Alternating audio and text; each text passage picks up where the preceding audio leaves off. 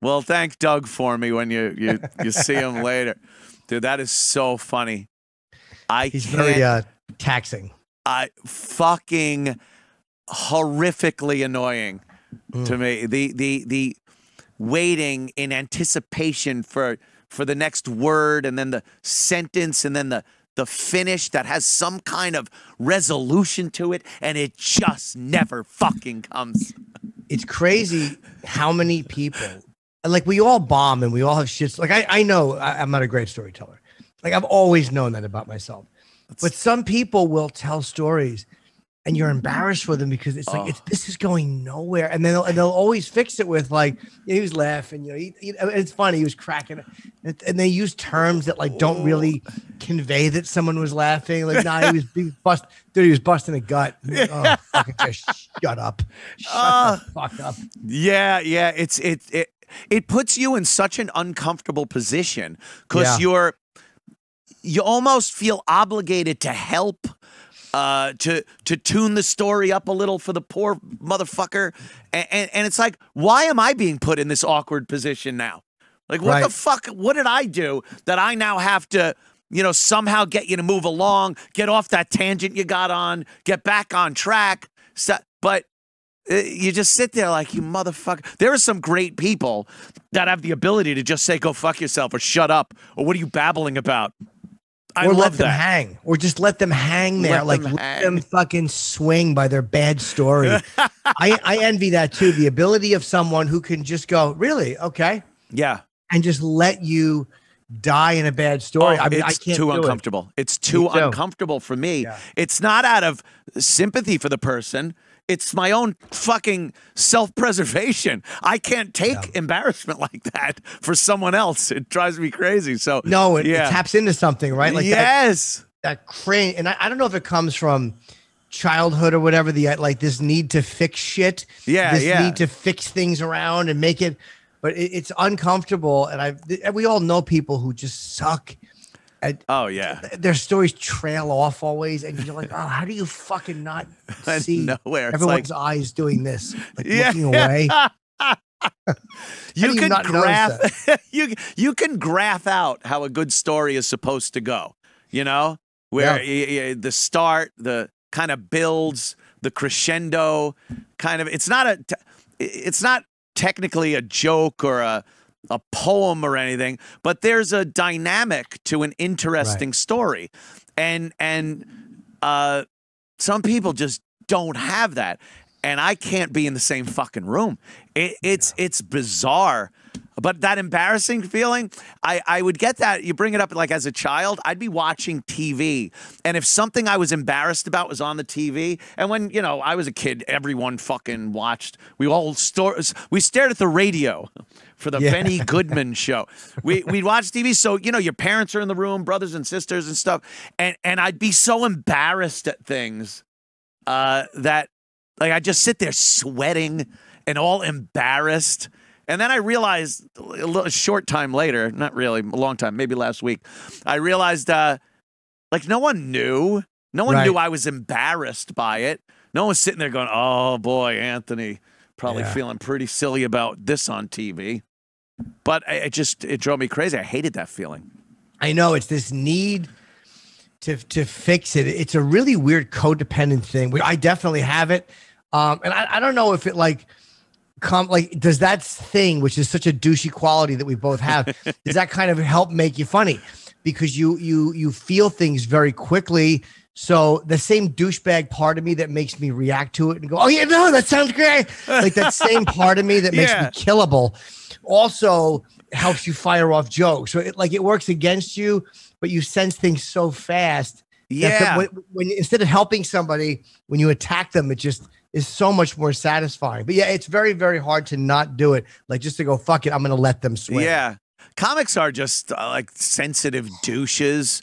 And I think that's probably why there's so much substance abuse and so many comics in recovery, is because, you have to somehow deal with that, with all those little things that you're oversensitive about.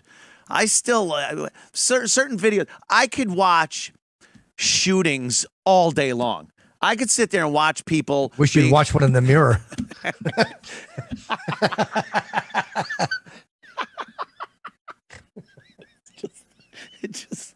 It never ends.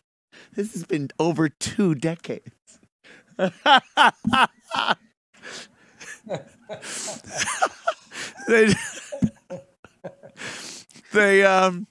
Yeah. I'm not, and it's not even I'm desensitized to that. I don't think I was ever sensitive to anything like that. But, you know, somebody hits a dog or something, I'm fucking like, yeah, I lose my mind. I can't hang watch your heart that. The dog gets hit off your dick. I hit the dog because I just found out he doesn't like peanut butter. The hard way.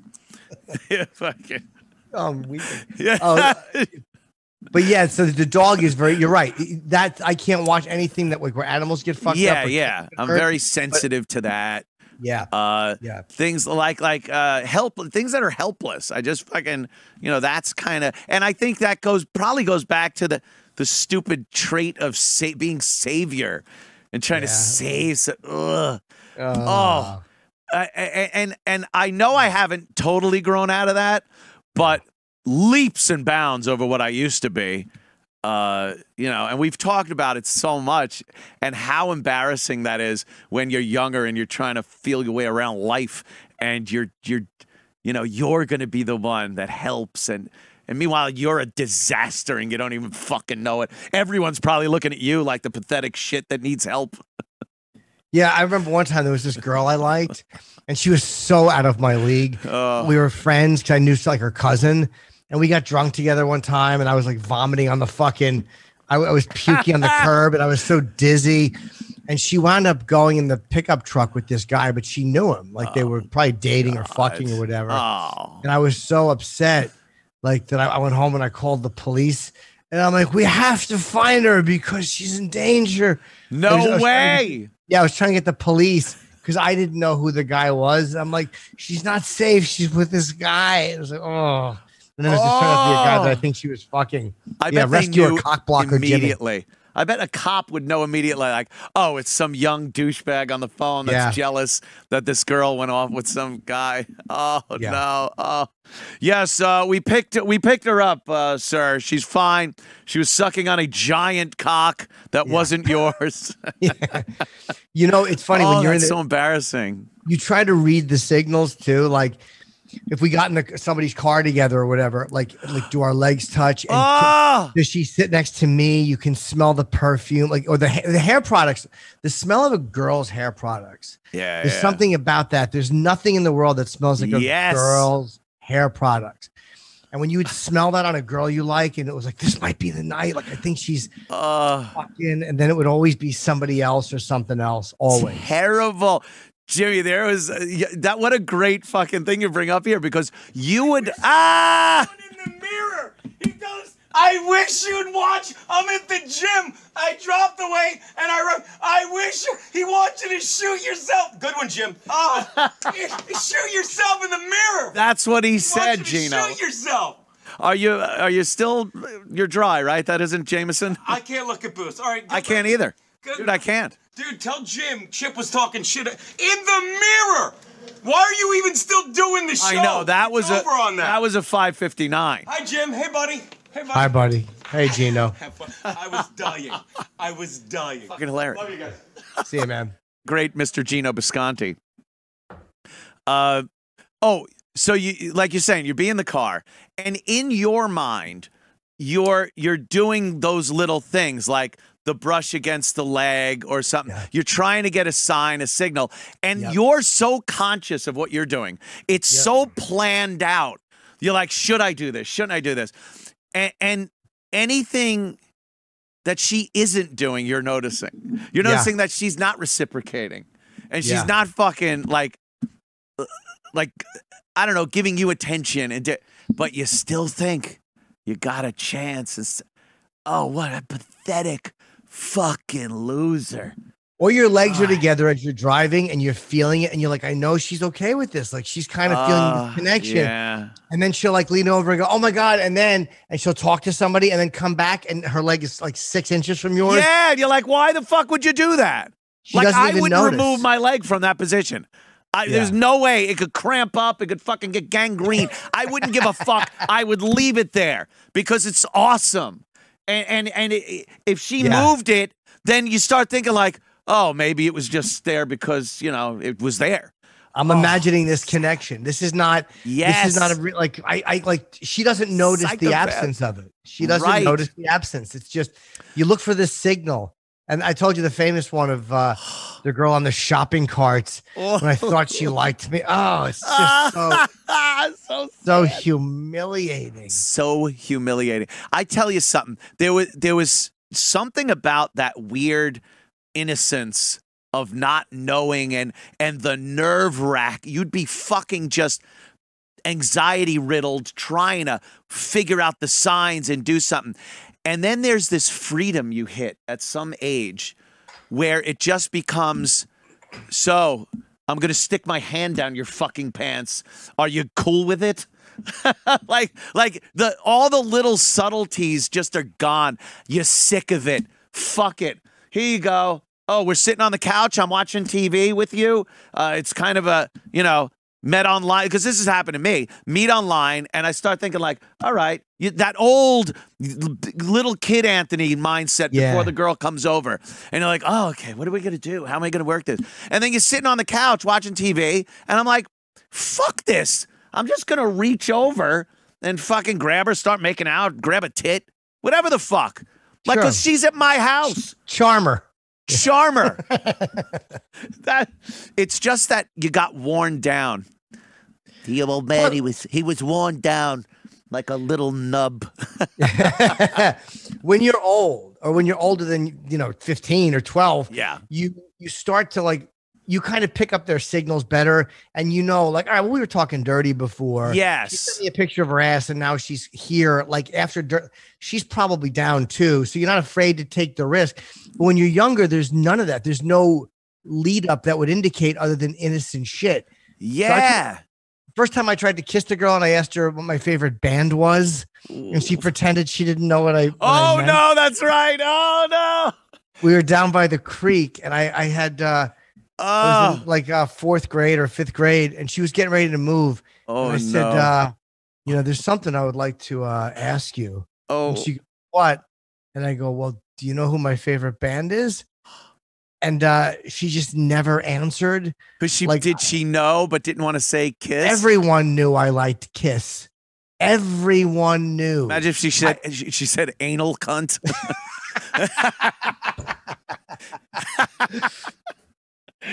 Oh, yeah, she was, but she just ignored it. And we walked up the embankment after. And many years later, when I talked to her about something, I saw her like, probably years. I was already doing comedy. I was in my fucking 30s. And she's like, oh God, I remember when you were a kid, you always had like those chapped lips. And I'm like, oh, that was probably it. My lips were probably crusty and chapped. Oh, and I wanted to smooch. What a terrible thing to say to you years later, though. Well, she was saying like it was like in the memory of who cares because we were kids. Like she wasn't saying it to be derogatory. She's like, it was like if you shit your pants when you were a kid. You used to always poop in your pants. Yeah, that would be terrible too, though. I wouldn't. But no, you talk about something from when you were kids, and she instantly points out a fucking flaw. Yeah, maybe if you use some of that fucking vaginal chapstick on my mouth, I wouldn't have fucking chapped lips. You fucking cut. I have a picture of myself. Let me see. But now that I look back and I found a photo of myself when I was. I love these. Yeah, this was one. I think I was with my Aunt Carrie. Let me see. Or my birthday party. Hold on. Where you could no. God, I don't remember where. Oh, Jimmy, just pop all of them up and scroll through them. We'll tell you. We'll point.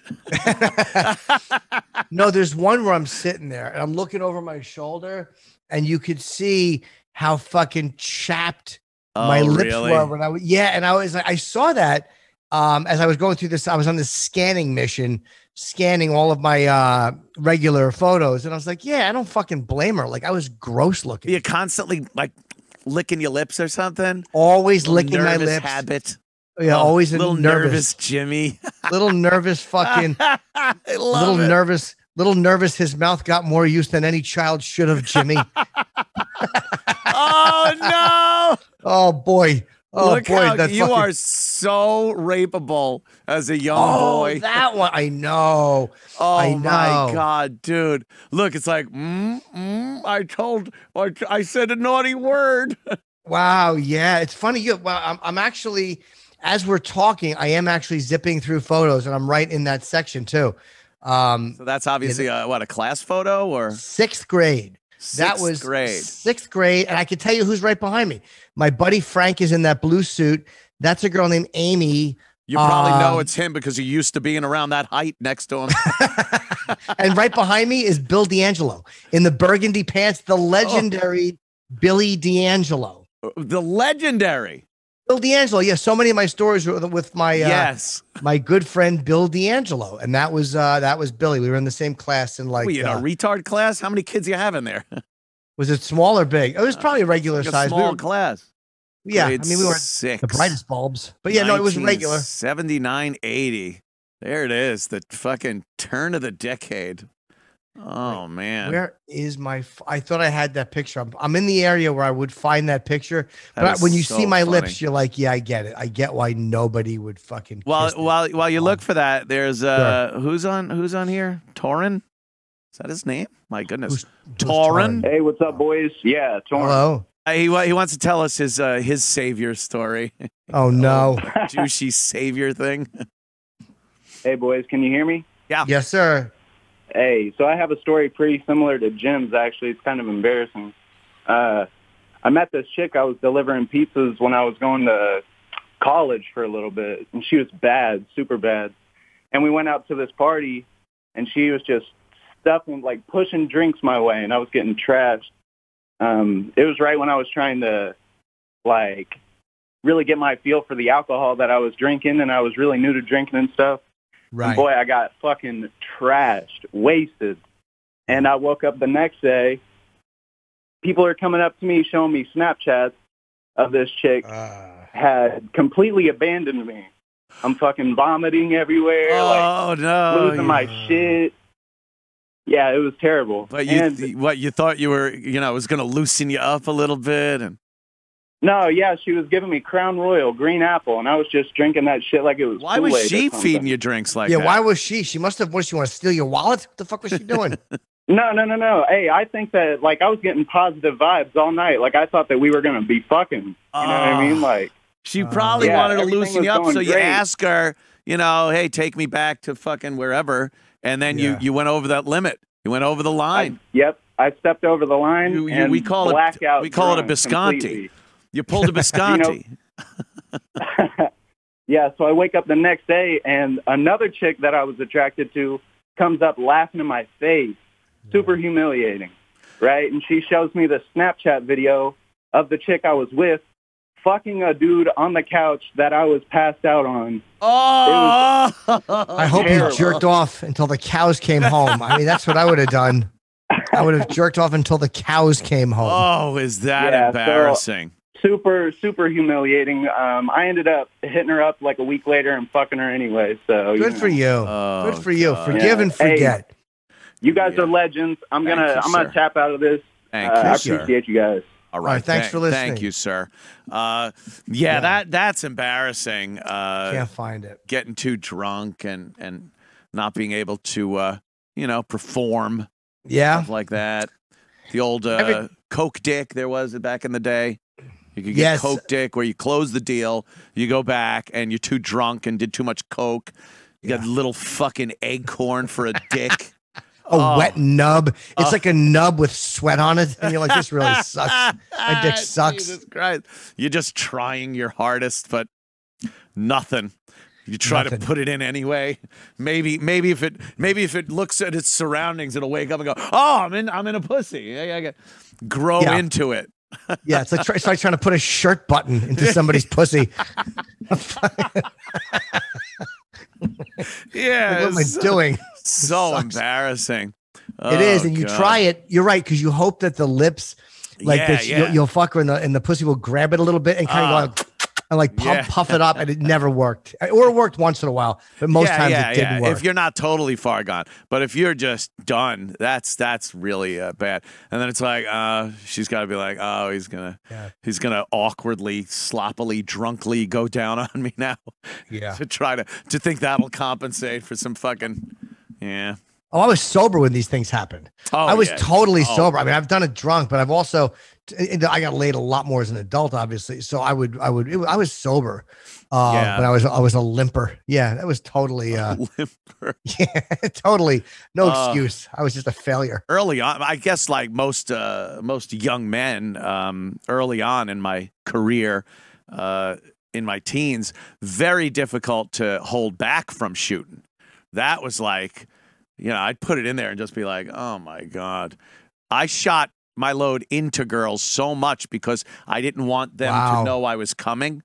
So I would fuck and then shoot a load. But I was so wound up because I was, 15, 16 years old that I would just keep going, and I wouldn't really really lose the rod because I'm just so fucking like, but there I am, a 16-year-old kid coming in a fucking, all right. She was 16. I swear. No, but I'm very surprised I didn't get somebody pregnant.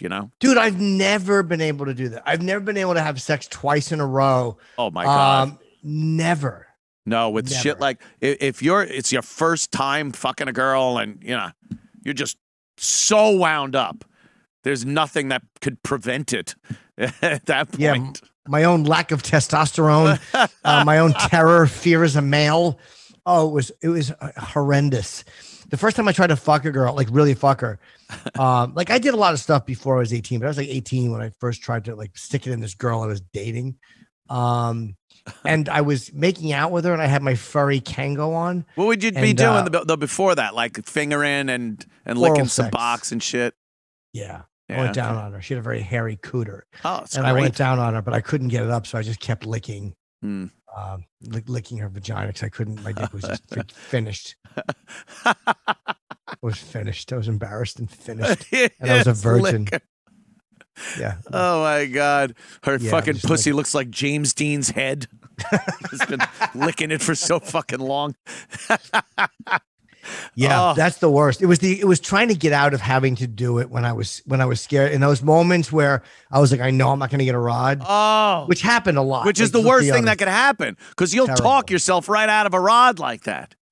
You can't be like, oh boy, what? It's not going to happen. Oh, but here it is. See, it's not happening. But you just talked yourself into a fucking ED.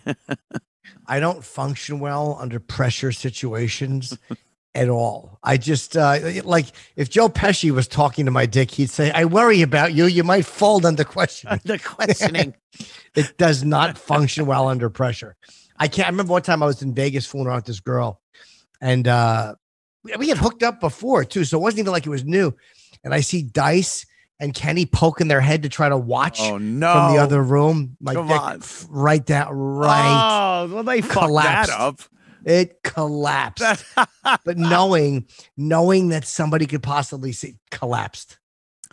I tell you the testosterone shots that I've been getting. Yeah, holy shit, it's out of fucking control. Really, you have a pretty good recollection of me being a piece of shit, and I'm not talking about in general. I mean, like sexually. Sexually, I've been a piece of shit. Over the years, a lot of cheating. A lot of fucking, online girls that I would fuck, and it's hilariously fun. But then, like I said, it's like a dimmer switch. It kind of just over the course of a few years, it went down, and I didn't notice because it had happened slow. And then I just really wasn't having much interest in stuff. And a lot of things, like just ambition, go out, even fucking shooting, not even loads, just real guns and things, just man things. So I talked to Rogan, and he's like, oh, dude, you got to fucking get on this. And he goes, everyone I know is on it. He's on it. His big head.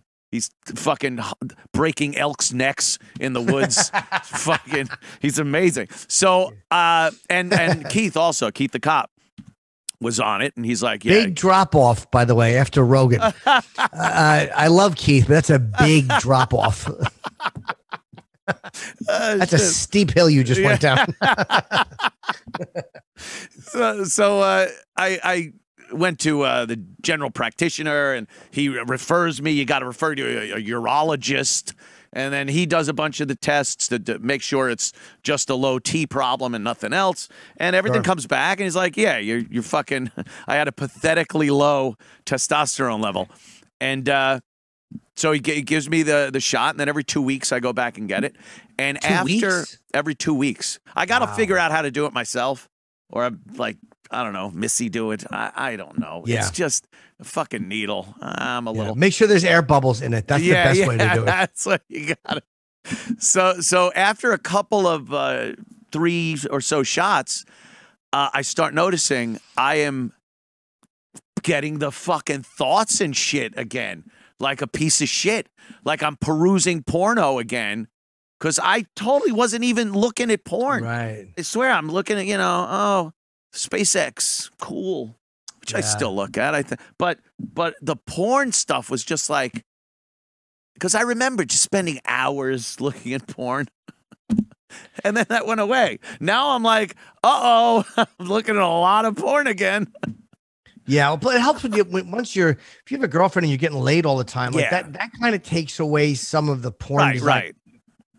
Exactly. Like natural. You're better off not just jerking all your fucking new testosterone away. Just fucking not just running it down the drain. Away. I set it up in I set it down there in Austin when we were having the podcast thing at the club. It's like someone asked, so are you jerking off again and stuff? I was like, oh fuck yeah. The shower trap looks like it's full of egg drop soup. Looks like a soup ladle. I can never jerk in the shower. I just can't do it. Well, if you're on an unbelievable testosterone fucking treatment, you'll jerk it anywhere. Jesus Christ, it's fucking nuts. But so a lot of smutty porn. Like hairy pussy porn. Like, I like that sometimes too.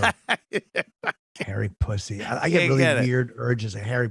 I don't mind hairy pits on a girl. No, that I can't fucking deal with. Yeah, I don't mind that, dude. It's not I would all the time, but there's something so like raw about it. Like if I like a girl and she fucking like she doesn't shave her pits and her pussy is hairy, and there's a little bit like, I showered Friday. It's fucking Wednesday afternoon. I'm like, get over here. I showered Friday in January. Yeah. They start showering by what zone the country was in color wise. It was an orange zone the last time I showered. Oh, good. Filthy pussy on my face, you goose. I like the hair thing. Is odd. The bush is fine. Whatever. I don't give a fuck what you're doing down there. But armpits, I don't want anything masculine on a girl like that. Yeah. I need so if it's a real kind of girl-looking girl that might have, some stubble, that's deal-withable. But if you're looking at some, fucking tomboyish bull dyke with big hairy armpits, that's going to do nothing. See, I don't mind. The rule of thumb is this for me. If she has a pussy, a hairy armpit is okay. If she has a dick, I prefer the underarms to be smooth. I don't know why it's like that. Isn't that ironic? It's such irony. Yeah, it is that way. But I go through these weird fetish things where and I've, you start watching the girls with really hairy pussies porn. And even when they don't shave it back to their ass, there's just it's just something so raw fresh about it. I kind of like it. And I like seeing a picture totally nude, from head to toe. I don't want a sexy pose. I need like it's a fucking medical shot. Really? I want to see. Now on the bed is good too, but I want to be able to see the entire body. And not in the criminal sense. I need to see the whole body. Yeah, I like that. You don't like with thigh highs, maybe? No, and I like completely fucking naked, nothing on, no sexy lingerie shit, no fucking this or that. Just fucking pale white naked girl. Curmudgeon. No, none of that fucking lingerie. I'm a curmudgeon.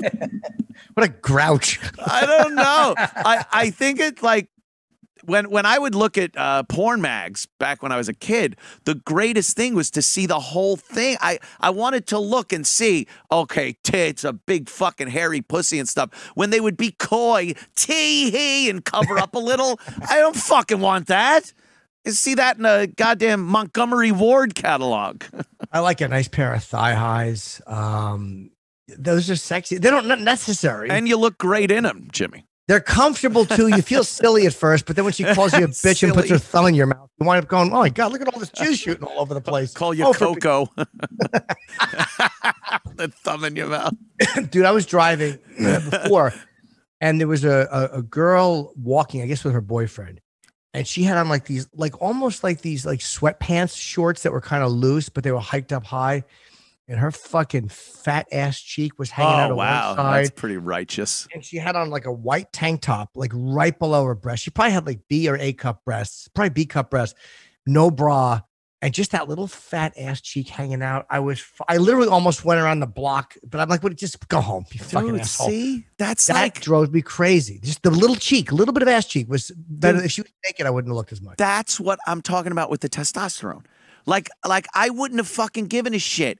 I'm walking around. I come out of Penn Station. I walk the block to the studio here, and I'm just like walking. Now I'm waiting. Like I'll see a girl going to the escalator, and I'm like, oh, I'm gonna walk real slow so she gets in front of me, so I could fucking have a great view of that ass. Like I wasn't doing that, and now I'm just and under my look at that, that's so sexy. Although that's not the best ass to have it coming out of because there's not enough. This one had like a little more. What the fuck was she wearing, dude? It was because it was loose, because it was sweatpants shorts. Right, you could just look up and see like the bottom half of the globe. Oh my God, globe. The little fat part of a butt cheek hanging out of shorts. That's where you don't want a flat Earth theory is on an ass. You want a fucking globe. I'm not a flat earther, my friend. Yeah, not at all. Nice little fucking chubby rump. I love it. It's nothing more disappointing than when you see a pretty girl and then she walks past you and you look and there's just nothing there. Just a flat fucking nothing ass. Like, oh, that poor fucking girl.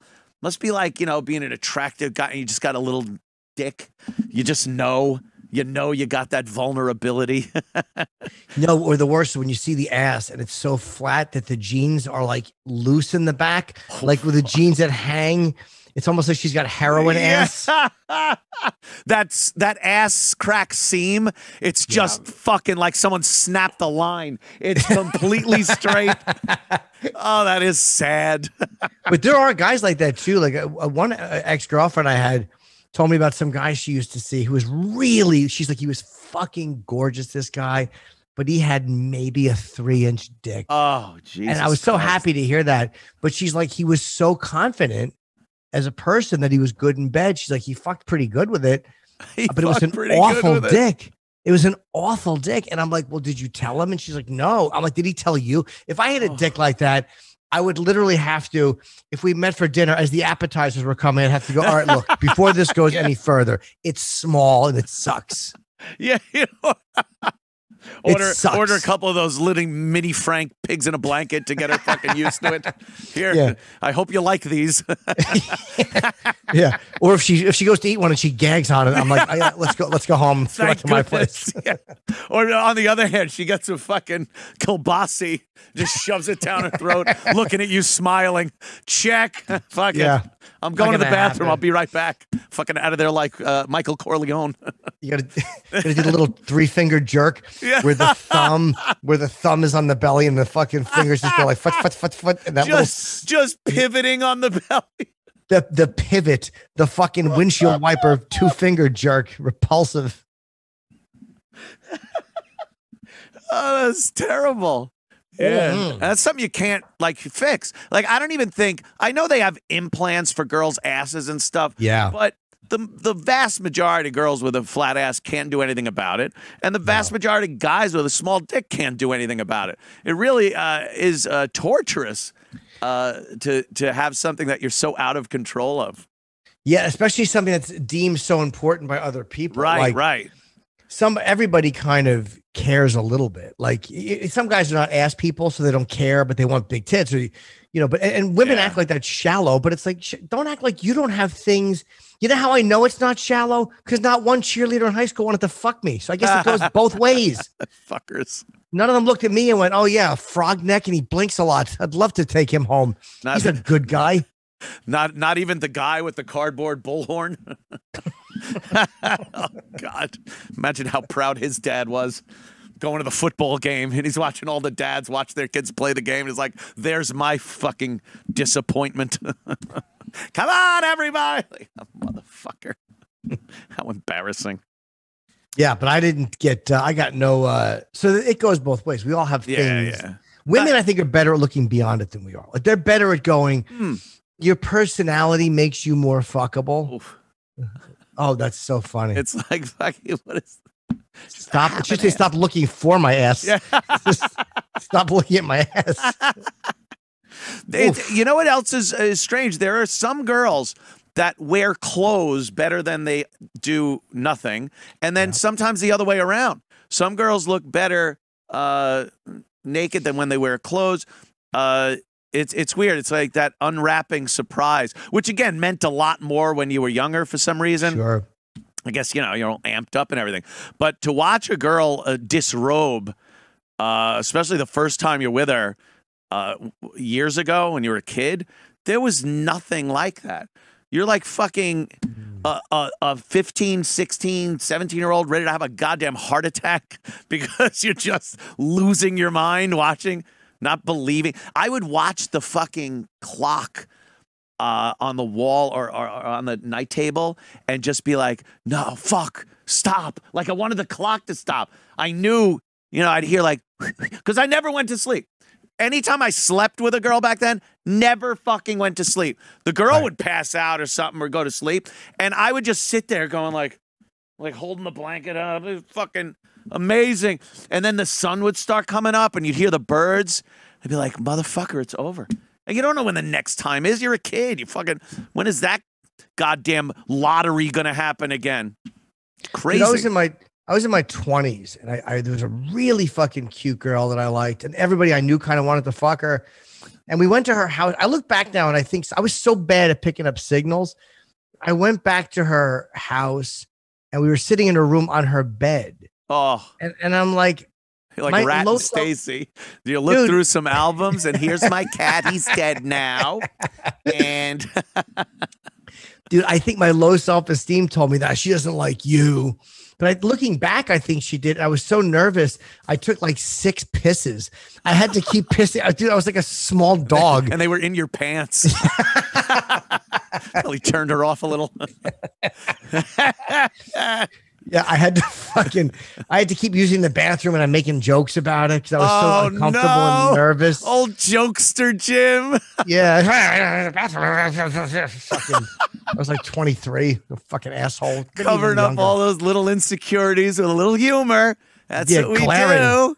Fucking yeah, Tinkle Boy Limper. Tinkle Boy Limper has to go in there and make again. Fucking asshole. What a fucking asshole. Old sandpaper lips couldn't keep a fucking drop of urine in them. No. And I wish I could find this fucking picture, man. It's driving me crazy. I stopped looking, but my lips are so red and you immediately go like, oh God, it sucked. Ooh. Being me sucked. Like you understand why being me stunk when you see that picture. But if I find it, I'll not that it's big.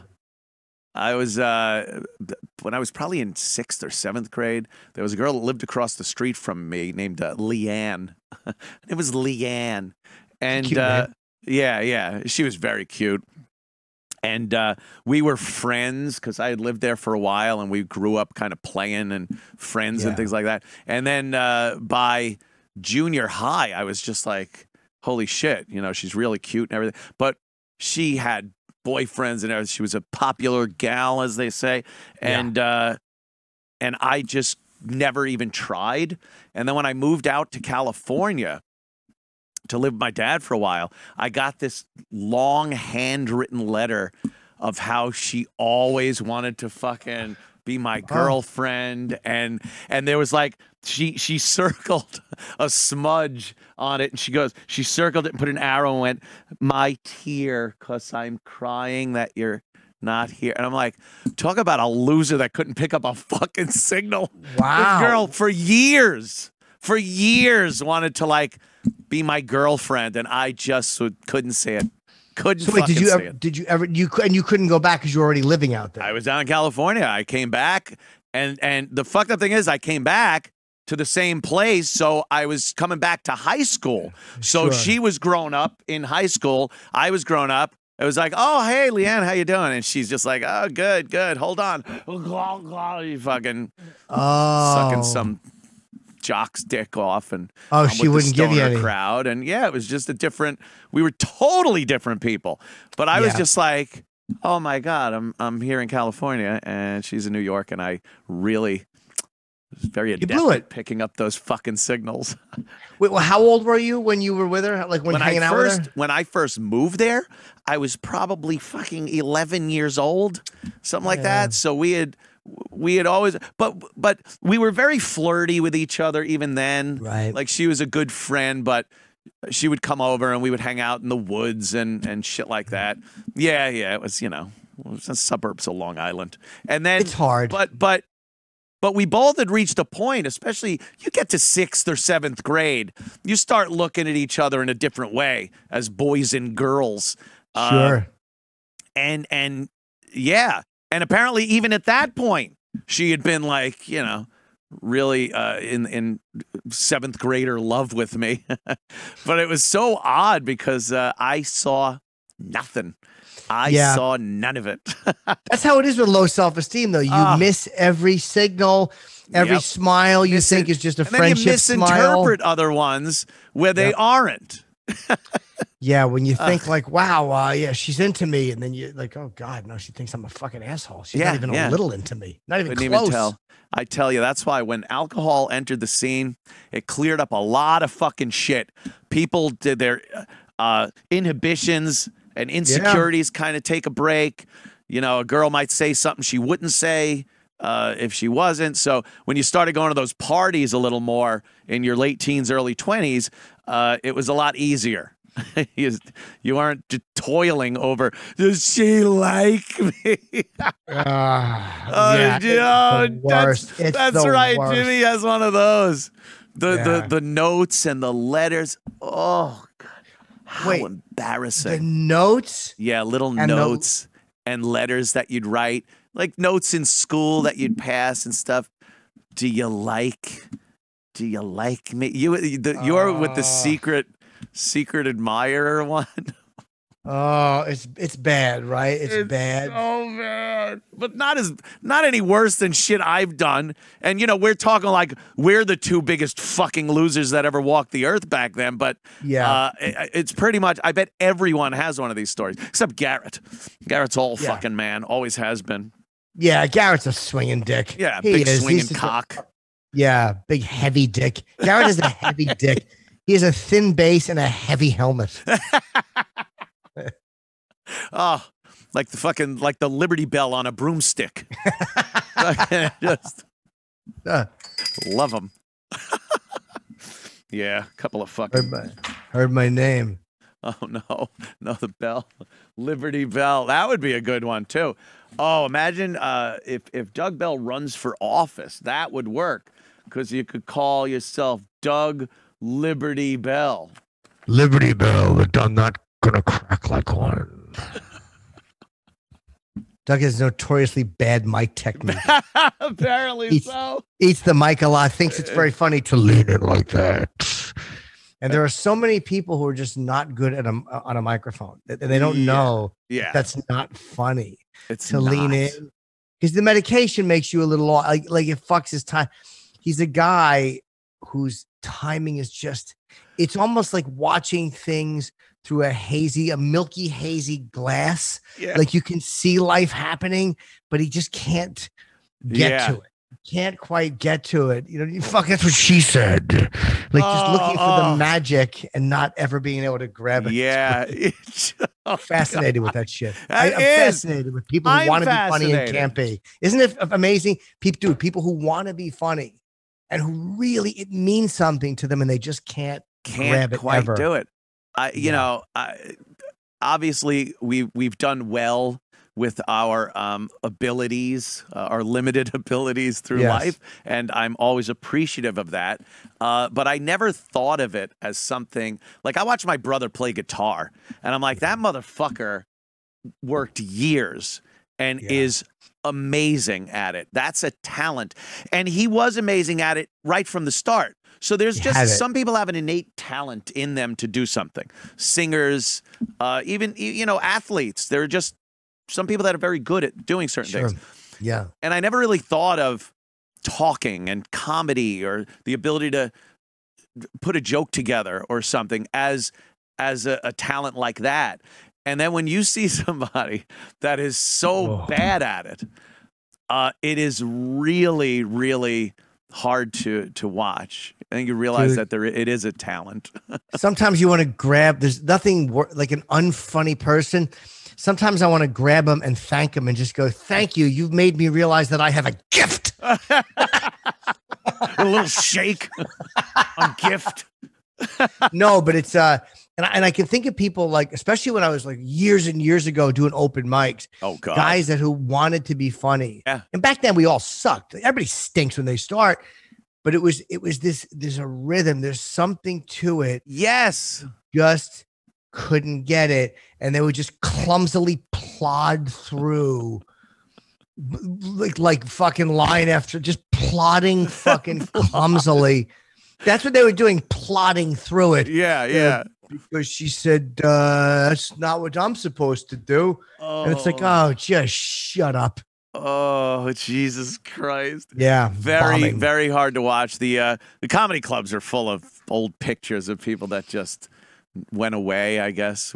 I guess they never made it, though. Like, those people never even got close.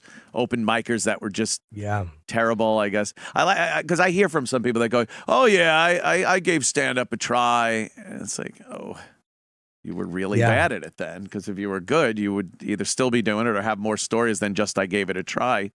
It's a genuine funny. thing. The open mics, I've been thinking a lot about them, about like Rascals and when I started, because a guy named Carl LeBeau died a few weeks ago. I heard about that. Really funny guy. Yep. And I used to see him open for Kinnison there. So it just kind of got me on this like rabbit hole of wanting to see people. And I just found the mask card from a guy who died in 99 who I used to do open mics with. And I wonder what happened to so many of those guys. Like my buddy Frank is in Florida. He's like a legit comic. He's a headliner. He works. But a lot of those guys, man, they just went away. They were part of your life. You'd see them every week. And it was like, oh, that guy's funny. I don't want to follow him. He's funny. And then all of a sudden, 20 years. Like I'm such a fucking pussy that I just never had the courage to just decide I'm going to get up on a stage and see what this is all about. So I had to slowly work my way into it, and these comedians of the compound thing has really helped out because it's like, oh no, Anthony wasn't doing, stand up. He's getting up first and kind of introing the crowd as to what's going to go on, and then it gave me the ability to start talking about things. I actually would go, oh yeah, let me write that down. I might be able to use that in some capacity. So do that, and then I started. Actually, when Aaron goes, so what do you do 7? You do that. I'm like, I guess I'll do 7 because then I'm just like, okay. And it's been really fun, man.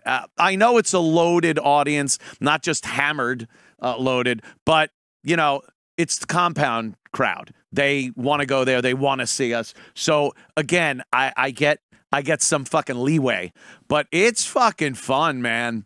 It is fun when you're blah, blah, blah, blah, blah, blah, blah, blah, blah, blah, like, oh, I think I like that. Yeah, it's a weird and the timing. And by the way, in Montreal, when it was that fucking thing you did, when it was like it was a surprise show, somebody reminded me, so, and you did great then, and they weren't alone. They were just an audience. They didn't know. Oh, It was the you. fucking the dirty show thing. I think I was Late hosting night it that show. night. Late No, it night was like show, a yeah. surprise show though, so they Yeah. didn't know you. But the weird thing is like when you're talking, as opposed to in person, when you're talking on a stage, the laughter coming back at you. It's a weird feeling. I'm sure you get like it's different than being one-on-one. But yeah, Yeah. it's not surprising you're good at it.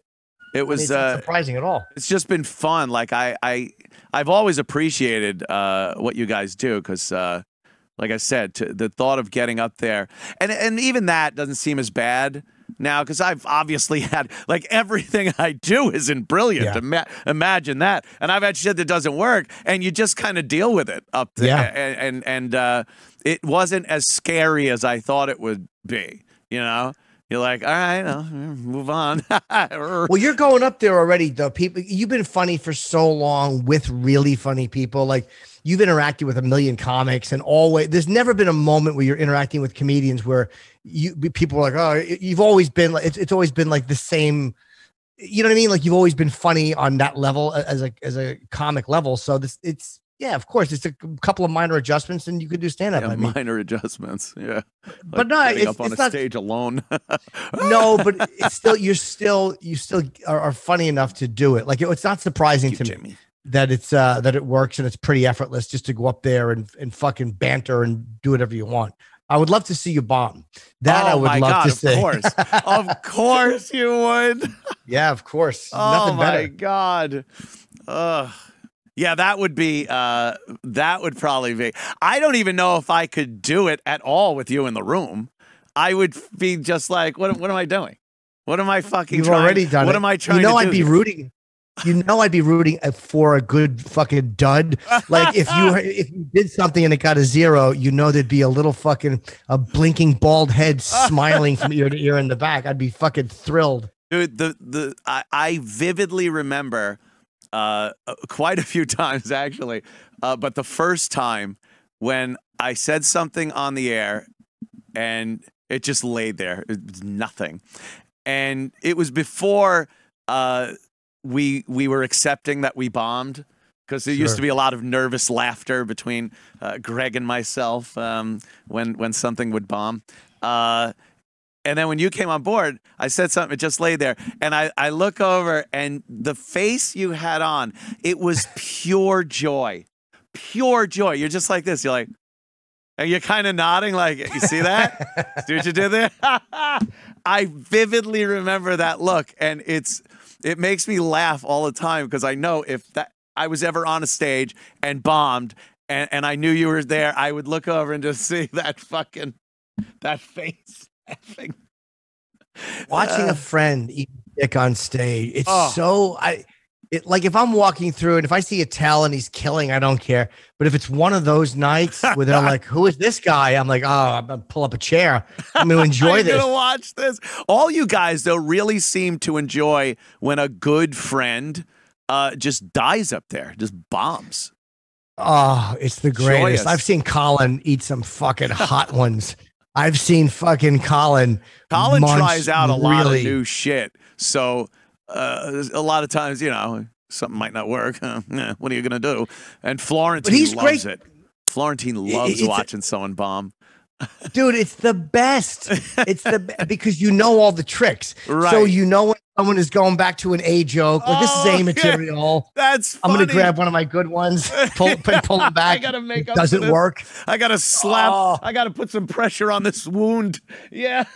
Dude, the best though is when you go back and you watch someone doing it when they're bombing, and all of a sudden they go back and they grab an oldie but a goodie. That this is the one and that doesn't work, and you're like, fuck you. You're eating it.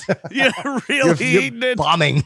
Oh, is that fucking awful? I love it though. It's so much fun. God, it's damn. so much fun. When watching the Patrice documentary, there were a few good stories of when Patrice would be in the audience and someone's on stage, and he was just relentless with because you'd hear him.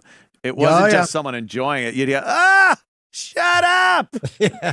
Oh, shut up, stupid. How the fuck do you perform with that going on? Yeah. It's tough, but it's funny. Hilarious. Sometimes you just got to just take your beating. Like when you're in the middle of it and like I remember one time I was doing some shit set. I was really bombing and I look and I see Colin and Keith. It was literally like a Scooby-Doo where one head is over the other, just staring at me. And I'm like, and I know that I can't even pull out a hacky trick. Right. Like sometimes you'll pull out a bullshit like, you guys are great. You'll tell the audience they're great because it's a stall tactic. But you can't even do the hacky thing that would work. They know. Yeah, they're on. They know. You just got to keep going. You got to die with your. I love it. Yeah, I fucking love it. One thing we were talking about this earlier. The fucking girl hair thing. They're really coming up with some insane stuff as to what is pretty and what is, everything's got to be pretty now. Fat chicks, everything, it got to be pretty. There's this fucking mustachioed girl that they're claiming like, no, this is good. They call it powerful. What did they say? Look at this, dude. Yeah. No. Fuck that. They said it's an empowering. She put out an Instagram with this. At least pop the fucking ingrown hair. Yeah, you got going there. Jesus Christ! But that's supposedly a girl. What's the headline? Joanna Jenny or something. This empowering Instagram photo. Everything's empowering. A girl with a fucking mustache is empowering. Yeah, I don't care for that look. No, if you have some kind of a fetish for your old lunch lady, maybe. Every lunch lady I had the fucking mustache. But you have a fetish for a Walter White. If you have a fetish for a Walter White, that's a great look. Oh, it's terrible. It looks like a little fucking Louis J. Gomez mustache. And Indeed, those luscious lips of his. Yeah. Oh, he does have some fucking juicy DSLs. The meaty, big Latin lips. Latinx lips. Yeah, he has real fucking real fucking dick sucking pillow lips. Yeah, that's a little too far. A bit much, yeah. A little stubble under the arms if a girl's a little lazy, lack of a daily shower, a big hairy pussy, something like that. Yeah. So a little stubble on a leg where you run your hand up and go, okay, I can tell she didn't shave in an hour or two. But for the most part, there's no fucking way that a girl gets away with that. You know what's really funny? If you added me and you up, we're a 6, and here we are going. Well, I'll tolerate a little physical imperfection. We've always been such critics of beautiful women, but hey, it's fucking mustache. Jesus Christ. Yeah, it's rough. Yeah, that's kind of hard to deal with. Jimmy, I adore you. Me too, buddy. The great Jim Norton, Jim and Sam show, 8 a.m. Eastern on Sirius XM Satellite Radio. Check out, of course, the Chip Chipperson Patreon, patreon.com/Chip Chipperson, patreon.com.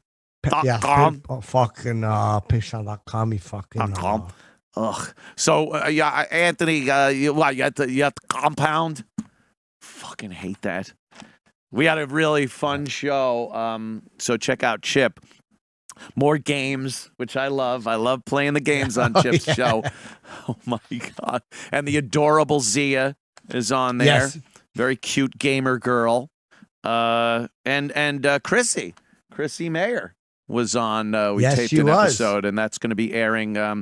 I don't know what your schedule is, but Sunday, right? Audio wise, a week from Sunday, the video comes out. The audio comes out Sunday. We delay the video a week on Patreon, so it'll be a week from Sunday. It comes out. And the YouTube channel is youtube.com/Chip Chipperson. And then this list of cameos is just hilarious to look at. Everyone has one cameo, and there are 4 cameos here. Cameo.com/Jim Norton. Cameo.com/Chip Chipperson. There is a cameo.com/Edgar Mellencamp. Not a big seller. Not a big seller, Edgar? No, they're all done by the toilet. Edgar always sits by a toilet when he does his cameos. Yeah. And of course, the big comeback, Doug Bell, Yep. cameo.com/Doug Bell. I got to assume that business is picking up for Doug's Cameo. Doug's Cameo. And by the way, there's another one, which I've only done one on because I haven't announced it yet. But there is another one that I zip through because a lot of people might want to like just get themselves a poem or get themselves like just to like wish you like a happy birthday or something. I can't. Yeah. There is a Craig Schinkel cameo. Craig fucking Schinkel. Schinkel Craig bout it. Schinkel. Does he end it with his Schinkel catchphrase, Schinkel bout it? Well, he does say in his opening video, like, if you want a conundrum or something, like, yeah, like he'll Ooh, Craig saying Schinkel. conundrum is not good. Yeah.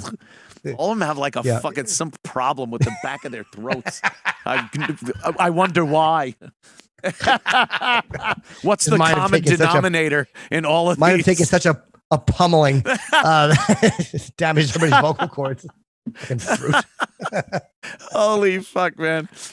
Jimmy, I love you, man. I love you, pal. I'll see you soon. Yes. One of these days when this bullshit's over, we'll hang out, grab some dinner and laugh. Yeah. I miss our this little fun. evenings at the Cellar. Yeah, me where, too. You know, you do some spots. We used to do a show upstairs and then have some of those chicken skewers and whatnot. Yeah. It was always yeah, good. I miss that too. A lot of fun, just laughing and stuff. I miss all that stuff.